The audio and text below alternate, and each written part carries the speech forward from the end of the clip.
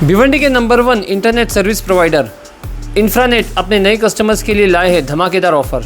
अब सिर्फ 6,000 रुपये में आपको मिलेगा 100 Mbps का ईयरली प्लान, साथ ही फाइबर इंस्टॉलेशन और डुअल बैंड 5G राउटर बिल्कुल फ्री, वो भी 3 साल की वारंटी के साथ। और 7,500 में मिलेगा 13 महीनों के लिए 100 Mbps का प्लान, साथ ही फाइबर इंस्टॉलेशन जिपॉन डिवाइस के साथ और TP लिंक का C6 डुअल बैंड राउटर बिल्कुल फ्री, वो भी 3 साल की वारंटी के साथ।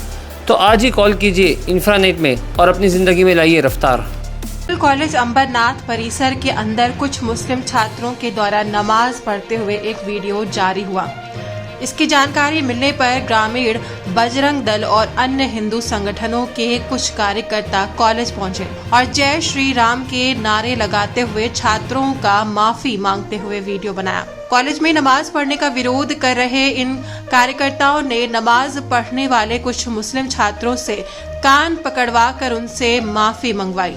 फिर मुस्लिम छात्रों से कॉलेज परिसर में मौजूद छत्रपति शिवाजी की मूर्ति के पैर छूने पर उन्हें मजबूर कर दिया। फिलहाल इस मामले में पुलिस थाने में किसी भी प्रकार की शिकायत या FIR दर्ज नहीं की गई है। बताया जा रहा है कि ये छात्र कॉलेज में फार्मेसी विभाग में पढ़ने वाले छात्र हैं। मामला जब सोशल मीडिया के जरिए आम हुआ तो किसी ने भी अपनी प्रतिक्रिया नहीं दी और इस मामले पर आंखें मूंद ली, मगर आज समाजवादी पार्टी के अबू आसिम आजमी ने इस बात पर विरोध जताया।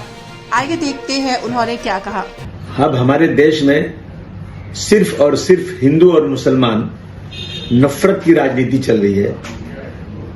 ये तो एक मतलब इससे ज्यादा अफसोस की बात कुछ हो ही नहीं सकती है कि एक इंसान पूजा करे या नमाज पढ़े, अपने अल्लाह अपने भगवान को याद करे, तो लोगों को तो उनको खुश होना चाहिए और उनके लिए रेड कार्पेट बिछाना चाहिए कि ये लोग धार्मिक लोग हैं। जो लोग धार्मिक लोग होते हैं वो झगड़ा, लड़ाई, मारपीट, गलत काम से दूर ही रहते हैं अगर सही धार्मिक लोग हैं तो।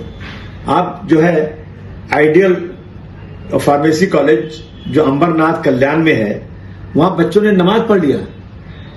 आप समझिए कि मैं जब पार्लियामेंट में था ना, तो मैं पार्लियामेंट के अंदर भी उस साइड में कहीं नमाज पढ़ता था। असेंबली में है वो भी कहीं जगह ढूंढ कर नमाज पढ़ते हैं। नमाज का वक्त फिक्स होता है और नमाज अगर आपने सही टाइम पे नहीं पढ़ा तो फिर आपकी नमाज अल्लाह को कबूल नहीं होती जैसी कबूल होना चाहिए। मैं यहां तक कहता हूं कि सरकार को एक ऑर्डर देना चाहिए कि हर कॉलेज के अंदर, हर ऐसी जगह पर जहां ज्यादा से ज्यादा लोग रहते हैं और वहां मुसलमान भी रहते हैं, उनके लिए एक जगह छोटी सी बनाना चाहिए जो अपनी नमाज वहां जाकर अदा कर लें। और उस नमाज में इस देश के लिए, इस देश में रहने वालों के लिए वो हाथ उठाकर अल्लाह से दुआई करने वाले हैं।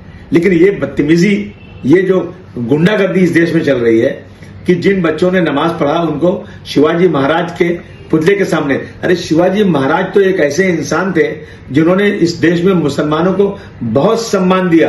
अपनी फौज में 40% से ज्यादा मुसलमानों को रखा और मुसलमान उनके वफादार थे। उनके पुतले के सामने ले जाकर के जय श्री राम का नारा लगवाना और उनको कान पकड़ के माफी मंगवाना, किस बात की माफी? कि नमाज क्यों पढ़ा? अफसोस की बात है।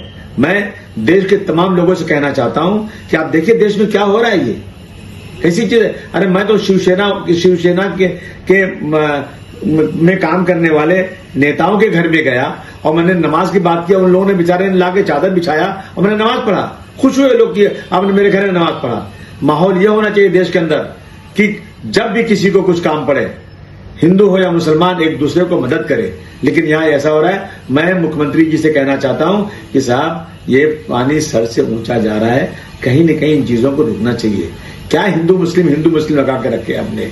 इसके ऊपर कड़ी का जिन लोगों ने जाकर ये बदतमीजी किया कैंपस में घुस करके, मैं उस कॉलेज के तमाम मैनेजिंग कमेटी के लोगों से कहना चाहता हूं कि आपकी जिम्मेदारी थी। आप एक कॉलेज में बच्चे पढ़ते हैं, उनका प्रोटेक्शन आपकी जिम्मेदारी थी।